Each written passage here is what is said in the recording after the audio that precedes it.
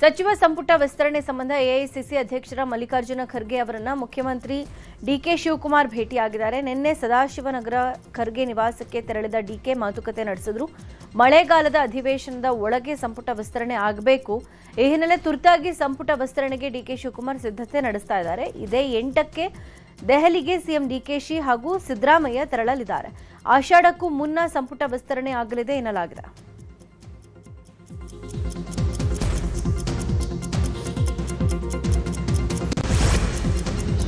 ಮೂರನೇ ದಿನಕ್ಕೆ ಎಸ್ಐಆರ್ ಪ್ರಕ್ರಿಯೆಗೆ ಬೆಂಗಳೂರಲ್ಲಿ ಭರ್ಜರಿ ರೆಸ್ಪಾನ್ಸ್ ಸಿಕ್ಕಿದೆ. 15,68,000ಕ್ಕೂ ಅಧಿಕ ಎಸ್ಐಆರ್ ಫಾರ್ಮ್ಗಳನ್ನು ಜಿಬಿಎ ವಿತರಿಸಿದೆ. ಈ ಮೂಲಕ ನಗರದಲ್ಲಿ ಇವರಿಗೆ 24,33,000ಕ್ಕೂ ಅಧಿಕ ಅರ್ಜಿಗಳನ್ನು ವಿತರಿಸುವುದರಲ್ಲಿ ಗ್ರೇಟರ್ ಬೆಂಗಳೂರು ಪ್ರಾಧಿಕಾರ ಯಶಸ್ವಿಯಾಗಿದೆ. ಬೆಂಗಳೂರಲ್ಲಿ ಒಟ್ಟು 88 ಲಕ್ಷಕ್ಕೂ ಅಧಿಕ ಮತದಾರರಿಗೆ ಎಸ್ಐಆರ್ ಫಾರ್ಮ್ ವಿತರಿಸುವ ಗುರಿ ಇದೆ. ಜುಲೈ 29ರವರೆಗೆ ಎಸ್ಐಆರ್ ಅರ್ಜಿ ಸಲ್ಲಿಕೆಗೆ ಕೇಂದ್ರ ಚುನಾವಣಾ ಆಯೋಗ ಸಮಯ ನಿಗದಿ ಮಾಡಿದೆ. ರಾಜ್ಯದಲ್ಲಿ ನಡೀತಾ ಇರೋ ಮತದಾರರ ಪಟ್ಟಿ ಪರಿಷ್ಕರಣೆಯಲ್ಲಿ ರಾಜಕೀಯ ಹಂಗಾಮ ಜೋರಾಗಿದೆ. ಬೇಕಾಬಿಟ್ಟಿ ಎಸ್ಐಆರ್ ಮಾಡ್ತಾ ಇದ್ದಾರೆ ಅಂತ ರಾಜ್ಯ ಸರ್ಕಾರದ ವಿರುದ್ಧ ಪ್ರತಿಪಕ್ಷಗಳು ಆರೋಪ ಮಾಡಿವೆ. ರಾಮನಗರ, ಯಶವಂತಪುರ, ಇಂಡಿ, ತುಮಕೂರು, ಪಾವಗಡದಲ್ಲಿ ಎಸ್ಐಆರ್ ಅಕ್ರಮ ಮಾಡ್ತಾ ಇದ್ದಾರೆ ಅಂತ ಕೇಂದ್ರ ಸಚಿವ ಕುಮಾರಸ್ವಾಮಿ ಆರೋಪ ಮಾಡಿದ್ದಾರೆ. ಬಿಎಲ್ಒ ಅಧಿಕಾರಿಗಳ ಲೋಪದ ಮತ್ತೊಂದು ವಿಡಿಯೋ ಬಿಡುಗಡೆ ಮಾಡಿದ್ದಾರೆ. ಯಶವಂತಪುರ ಹಾಗೂ ರಾಮನಗರದಲ್ಲಿ ಕಲ್ಯಾಣ ಮಂಟಪದಲ್ಲಿ ಬಿಎಲ್ಒಗಳು ಅಕ್ರಮ ವಿಡಿಯೋಗಳನ್ನ ರಿಲೀಸ್ ಮಾಡಿದ್ದಾರೆ. ಈಗಾಗಲೇ ರಾಜ್ಯ ಚುನಾವಣಾ ಆಯೋಗಕ್ಕೆ ಈ ಬಗ್ಗೆ ದೂರು ಕೊಟ್ಟಿದ್ದು, ಇದೀಗ ಕೇಂದ್ರ ಚುನಾವಣಾ ಆಯೋಗಕ್ಕೂ ಶಾಸಕರು, ಸಂಸದರ ಸಮೇತ ಎಚ್ಡಿಕೆ ದೂರನ್ನ ಕೊಡೋದಕ್ಕೆ ನಿರ್ಧಾರ ಮಾಡಿದ್ದಾರೆ. ಕೇಂದ್ರ ಚುನಾವಣಾ ಆಯೋಗಕ್ಕೆ ಸೋಮವಾರ ಜೆಡಿಎಸ್ ನಿಯೋಗ ದೂರು ಸಲ್ಲಿಸಲಿದೆ.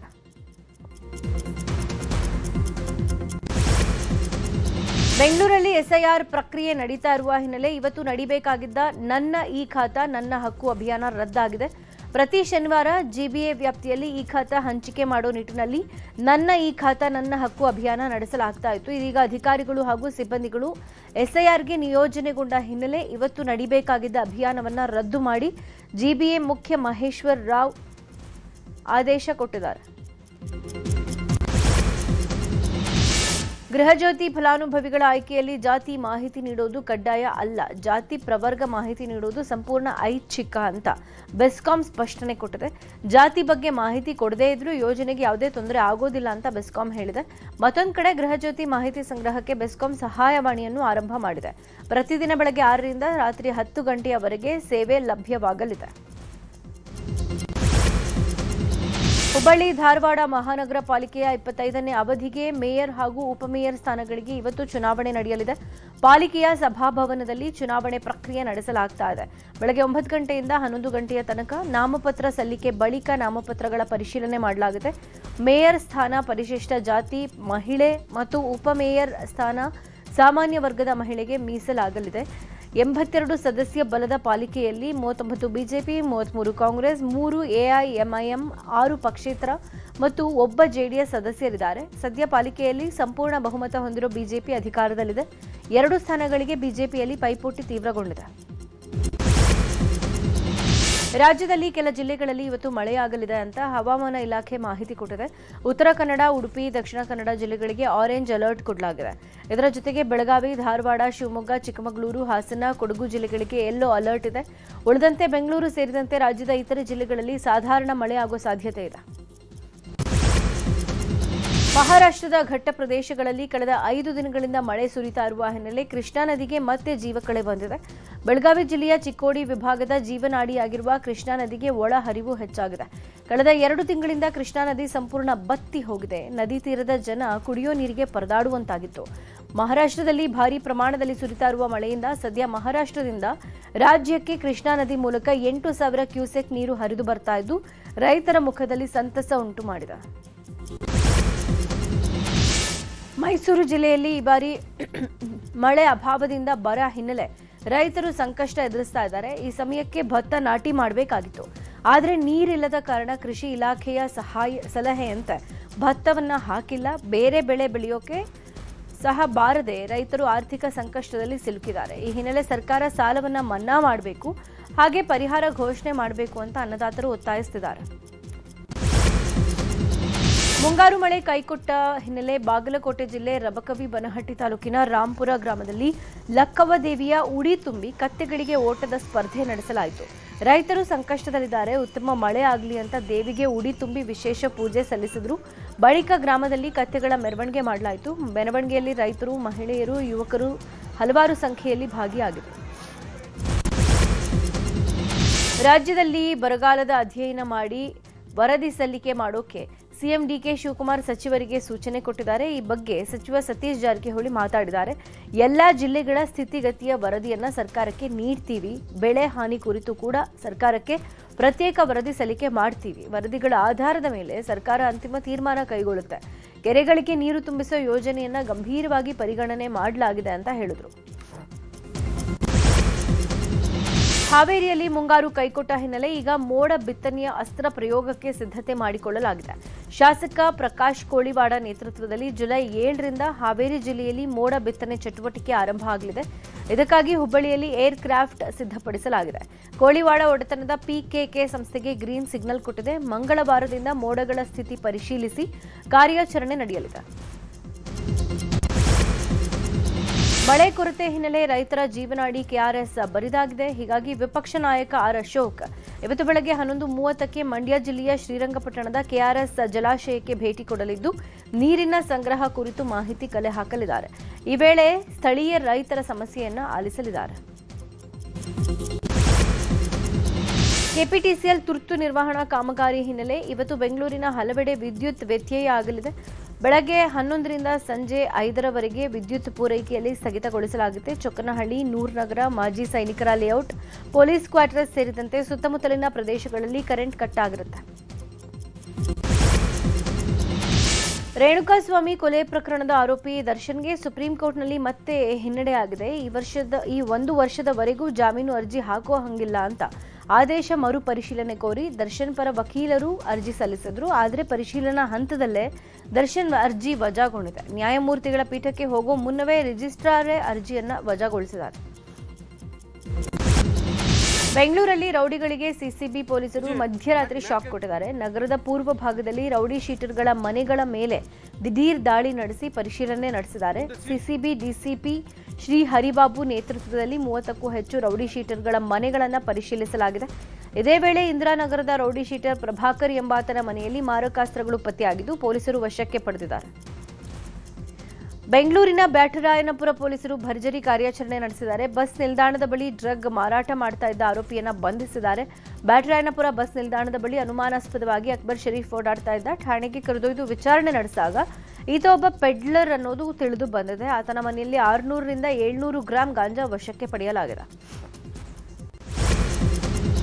ರಾಜ್ಯದ ವಿವಿಧ ಕಾರಾಗೃಹಗಳಲ್ಲಿ ಜೀವಾವಧಿ ಶಿಕ್ಷೆ ಅನುಭವಿಸ್ತಾ ಇದ್ದ 24 ಕೈದಿಗಳಿಗೆ ಬಿಡುಗಡೆ ಭಾಗ್ಯ ಸಿಕ್ಕಿದೆ. ಸನ್ನಡತೆಯ ಆಧಾರದ ಮೇಲೆ ಅವಧಿ ಪೂರ್ವವಾಗಿ ಬಿಡುಗಡೆ ಮಾಡೋಕೆ ರಾಜ್ಯಪಾಲರು ಅಧಿಕೃತ ಆದೇಶ ಹೊರಡಿಸಿದ್ದಾರೆ. ಇವತ್ತು ಮಧ್ಯಾಹ್ನ ಪರಪ್ಪನ ಅಗ್ರಹಾರದಲ್ಲಿ ಬಿಡುಗಡೆ ಕಾರ್ಯಕ್ರಮ ನಡೆಯಲಿದೆ. ಗೃಹ ಸಚಿವ ಪ್ರಿಯಾಂಕ್ ಖರ್ಗೆ ಸೇರಿದಂತೆ ಹಿರಿಯ ಪೊಲೀಸ್ ಅಧಿಕಾರಿಗಳು ಕಾರ್ಯಕ್ರಮದಲ್ಲಿ ಭಾಗಿಯಾಗ್ತಾ ಇದ್ದಾರೆ. ಹಿರಿಯ ಅಧಿಕಾರಿಗಳ ಅನುಮತಿ ಪಡೆಯದೆ ಗೈರ್ ಹಾಜರಾಗ್ತಾ ಇರುವ ಕೊಪ್ಪಳದ ಸಿಪಿಎಸ್ ಶಾಲೆಯ ಪ್ರಭಾರಿ ಮುಖ್ಯ ಶಿಕ್ಷಕನಿಗೆ ಶಾಕ್ ಆಗಿದೆ. ರಾಜ್ಯ ಅಂಗವಿಕಲ ನೌಕರರ ಸಂಘದ ರಾಜ್ಯಾಧ್ಯಕ್ಷ ಬೀರಪ್ಪ ಅಂಗಡಿಗಿ ಅವರನ್ನ ಕೊಪ್ಪಳ ಬಿಇಒ ಅಮಾನತು ಮಾಡಿ ಆದೇಶ ಹೊರಡಿಸಿದ್ದಾರೆ. ಸಿಪಿಎಸ್ ಶಾಲೆ ಎಸ್ಡಿಎಂಸಿ ಅಧ್ಯಕ್ಷರ ದೂರಿನ ಹಿನ್ನೆಲೆ ಬಿಇಒ ಪರಿಶೀಲನೆ ಮಾಡಿ ಆದೇಶವನ್ನು ಹೊರಡಿಸಿದ್ದಾರೆ. ಖಾಸಗಿ ಬಸ್ ಡಿಕ್ಕಿ ಹೊಡೆದ ಪರಿಣಾಮ ಪಾದಚಾರಿ ಸ್ಥಳದಲ್ಲೇ ಸಾವನ್ನಪ್ಪಿರುವ ಘಟನೆ ಚಾಮರಾಜನಗರ ಜಿಲ್ಲೆ ತೆರಕನಾಂಬಿಯಲ್ಲಿ ನಡೆದಿದೆ. ಕಿಲಗೆರೆ ಗ್ರಾಮದ ಚೆನ್ನಮಲ್ಲಪ್ಪ ಮೃತ ವ್ಯಕ್ತಿ. ಗುಂಡ್ಲುಪೇಟೆ ಕಡೆಯಿಂದ ಚಾಮರಾಜನಗರ ಕಡೆಗೆ ತೆರಳುತ್ತಾ ಇದ್ದ ಖಾಸಗಿ ಬಸ್ ತೆರಕನಾಂಬಿ ಸರ್ಕಾರಿ ಆಸ್ಪತ್ರೆ ಎದುರು ರಸ್ತೆ ದಾಟ್ತಾ ಇದ್ದ ಚೆನ್ನಮಲ್ಲಪ್ಪ ಅವರಿಗೆ ಡಿಕ್ಕಿ ಹೊಡೆದಿದೆ. ಪರಿಣಾಮ ಸ್ಥಳದಲ್ಲೇ ಚೆನ್ನಮಲ್ಲಪ್ಪ ಕೊನೆ ಉಸಿರೆಳೆದಿದ್ದಾರೆ. ನಾಡಪ್ರಭು ಕೆಂಪೇಗೌಡರ ಜಯಂತಿಯನ್ನ ಈ ಬಾರಿ ಅದ್ದೂರಿಯಾಗಿ ಆಚರಿಸೋಕೆ ಗ್ರೇಟರ್ ಬೆಂಗಳೂರು ಪ್ರಾಧಿಕಾರ ಸಿದ್ಧತೆ ಆರಂಭ ಮಾಡಿದೆ. ಪ್ರತಿ ವರ್ಷದಂತೆ ವಿವಿಧ ಕ್ಷೇತ್ರಗಳಲ್ಲಿ ಸಾಧನೆ ಮಾಡಿದ ಗಣ್ಯರಿಗೆ ನಾಡಪ್ರಭು ಕೆಂಪೇಗೌಡ ಪ್ರಶಸ್ತಿ ನೀಡಿ ಸನ್ಮಾನಿಸಲಾಗ್ತಾ ಇದ್ದು ಈ ಬಾರಿ 65 ಸಾಧಕರಿಗೆ ಪ್ರಶಸ್ತಿ ನೀಡಲಾಗ್ತಾ ಇದೆ. ಮುಂದಿನ ವಾರ ಜಿಬಿಎ ಕೇಂದ್ರ ಕಚೇರಿಯಲ್ಲಿ ಕೆಂಪೇಗೌಡ ಜಯಂತಿ ಕಾರ್ಯಕ್ರಮ ಅದ್ದೂರಿಯಾಗಿ ನಡೆಯಲಿದೆ. ಈ ಬಾರಿ ಬೆಂಗಳೂರು ಜಿಬಿಎ ಸಚಿವ ಕೃಷ್ಣ ಬೈರೇಗೌಡ ನೇತೃತ್ವದಲ್ಲಿ ಸಮಾರಂಭ ಜರುಗಲಿದೆ ಅಂತ ಜಿಬಿಎ ತಿಳಿಸಿದೆ. ಚೈನಾ ಮೂಲದ ಮೊಬೈಲ್ ಆಪ್ನೊಂದಿಗೆ ಸಂಪರ್ಕ ಹೊಂದಿರೋ ಭಾರತದ ಕೆಲ ಎಲೆಕ್ಟ್ರಿಕ್ ರಿಕ್ಷಾಗಳು ಮಾರ್ಗ ಮಧ್ಯದಲ್ಲೇ ದಿಢೀರ್ ಅಂತ ನಿಲ್ತಾ ಇರುವ ಪ್ರಕರಣಗಳು ಬೆಳಕಿಗೆ ಬಂದಿವೆ. ದೆಹಲಿ, ಮಧ್ಯಪ್ರದೇಶ ಮತ್ತು ಉತ್ತರ ಪ್ರದೇಶದಲ್ಲಿ ಕಳೆದ ಕೆಲ ದಿನಗಳಿಂದ ಈ ರೀತಿಯ ಘಟನೆಗಳು ನಡೀತಾ ಇವೆ. ಇದನ್ನು ಹ್ಯಾಕಿಂಗ್ ರೀತಿಯ ದಾಳಿ ಅಂತ ಹೇಳಲಾಗ್ತಾ ಇದ್ದು, ಕೇಂದ್ರ ಸರ್ಕಾರ 7 ಚೈನಾ ಮೂಲದ ಬ್ಯಾಟರಿ ಮ್ಯಾನೇಜ್ಮೆಂಟ್ ಆಪ್ಗಳನ್ನು ಗೂಗಲ್ ಹಾಗೂ ಆಪಲ್ ಪ್ಲೇಸ್ಟೋರ್ಗಳಿಂದ ತೆಗೆದುಹಾಕೋಕೆ ನಿರ್ದೇಶನ ಕೊಟ್ಟಿದೆ. ಇರಾನ್ ಸರ್ಕಾರ 4 ತಿಂಗಳ ಬಳಿಕ ಖಮೇನಿ ಸೇರಿ 5 ಕುಟುಂಬ ಸದಸ್ಯರ ಅಂತ್ಯಕ್ರಿಯೆ ನಡೆಸ್ತಾ ಇದೆ. ಜುಲೈ 9ಕ್ಕೆ ಅಂತ್ಯಕ್ರಿಯೆ ನಡೆಯಲಿದ್ದು, ಇವತ್ತಿನಿಂದ 6 ದಿನಗಳ ಕಾಲ ಸಾರ್ವಜನಿಕ ದರ್ಶನಕ್ಕೆ ವ್ಯವಸ್ಥೆ ಮಾಡಲಾಗಿದೆ. ಇರಾನ್ ದೇಶದ ಪ್ರಮುಖ ನಗರಗಳಲ್ಲಿ ಖಮೇನಿ ಮೃತದೇಹದ ಮೆರವಣಿಗೆ ನಡೆಯಲಿದೆ. ಟೆಹರಾನ್ನಲ್ಲಿರೋ ಗ್ರ್ಯಾಂಡ್ ಮೊಸಲ್ಲಾ ಸಂಕೀರ್ಣದಲ್ಲಿ ಹಿಮದ ಅರಮನೆಯಲ್ಲಿ ಖಮೇನಿ ಸೇರಿ 5 ಮೃತದೇಹಗಳನ್ನು ಇಟ್ಟಿದ್ರು. ನಿನ್ನೆ ಹಿಂದೂ, ಮುಸ್ಲಿಂ, ಸಿಖ್, ಕ್ರೈಸ್ತ ಸೇರಿದಂತೆ ಸರ್ವಧರ್ಮದ ಗುರುಗಳು ಖಮೇನಿ ಪಾರ್ಥಿವ ಶರೀರಕ್ಕೆ ನಮನ ಸಲ್ಲಿಸಿದ್ರು. ಇರಾನ್ ನಾಯಕರು ಖಮೇನಿ ಪಾರ್ಥಿವ ಶರೀರದ ಮುಂದೆ ಕಣ್ಣೀರಿಟ್ಟು ಶಿಯಾ ಮುಸ್ಲಿಂ ಸಂಪ್ರದಾಯದಂತೆ ಗೌರವ ಸಮರ್ಪಿಸಿದರು. ಇನ್ನು ಟೆಹರಾನ್ನಲ್ಲಿ ನಿನ್ನೆ ಒಂದೇ ದಿನ 5 ಲಕ್ಷ ಇರಾನ್ ನಾಯಕರು ಖಮೇನಿಯ ಅಂತಿಮ ದರ್ಶನ ಪಡೆದಿದ್ದಾರೆ. ಇವತ್ತಿನಿಂದ ಜುಲೈ 6ರವರೆಗೆ ಟೆಹರಾನ್ನ ಬೀದಿಗಳಲ್ಲಿ ಮೆರವಣಿಗೆ ನಡೆಸಲಿದ್ದಾರೆ. ಜುಲೈ 7ರಂದು ಶಿಯಾ ಮುಸ್ಲಿಮರ ಪವಿತ್ರ ನಗರವಾದ ಕೋಮ್ನಲ್ಲಿ ಸಾರ್ವಜನಿಕ ಮೆರವಣಿಗೆ ನಡೆಸುತ್ತಾರೆ. ಜುಲೈ 8ರಂದು ಇರಾಕ್ ದೇಶದ ಐತಿಹಾಸಿಕ ಪವಿತ್ರ ನಗರಗಳಾದ ನಜಾಬ್ ಮತ್ತು ಕರ್ಬಲಾದಲ್ಲಿ ಅಂತಿಮ ದರ್ಶನಕ್ಕೆ ವ್ಯವಸ್ಥೆ ಕಲ್ಪಿಸಲಿದ್ದಾರೆ. ಜುಲೈ 9ಕ್ಕೆ ಆಯತೊಲ್ಲಾ ಖಮೇನಿ ಹುಟ್ಟೂರು ಮಷಾದ್ನಲ್ಲಿರೋ ಇಮಾಮ್ ರಿಜಾ ಮಸೀದಿಯಲ್ಲಿ ಅಂತ್ಯಕ್ರಿಯೆ ನಡೆಯಲಿದೆ. ಜೀವ ಬೆದರಿಕೆ ಹಿನ್ನೆಲೆ ಮಗ ಮುಸ್ತಾಬಾ ಅಂತ್ಯಕ್ರಿಯೆಯಲ್ಲಿ ಭಾಗವಹಿಸ್ತಾ ಇಲ್ಲ. ಇವತ್ತು ಭಾರತ ಹಾಗೂ ಇಂಗ್ಲೆಂಡ್ ನಡುವೆ T20 ಸರಣಿಯ 2ನೇ ಪಂದ್ಯ ನಡೆಯಲಿದೆ. ಇಂಗ್ಲೆಂಡ್ನ ಗ್ರೇಟರ್ ಮ್ಯಾಂಚೆಸ್ಟರ್ನಲ್ಲಿರೋ ಓಲ್ಡ್ ಟ್ರಾಫರ್ಡ್ನಲ್ಲಿ ಪಂದ್ಯ ನಡೆಯಲಿದೆ. ಈ ಪಂದ್ಯಕ್ಕಾಗಿ ಎರಡೂ ತಂಡಗಳು ಸರ್ವ ತಯಾರಿ ಮಾಡಿಕೊಂಡಿವೆ. ಮೊದಲ ಪಂದ್ಯ ಮಳೆಯಿಂದ ರದ್ದಾದ ಕಾರಣಕ್ಕೆ ಎರಡೂ ತಂಡಗಳಿಗೆ ಗೆಲುವಿನ ಖಾತೆ ತೆರೆಯೋಕೆ ಈ ಪಂದ್ಯ ಬಹಳ ಮುಖ್ಯವಾಗಿದೆ.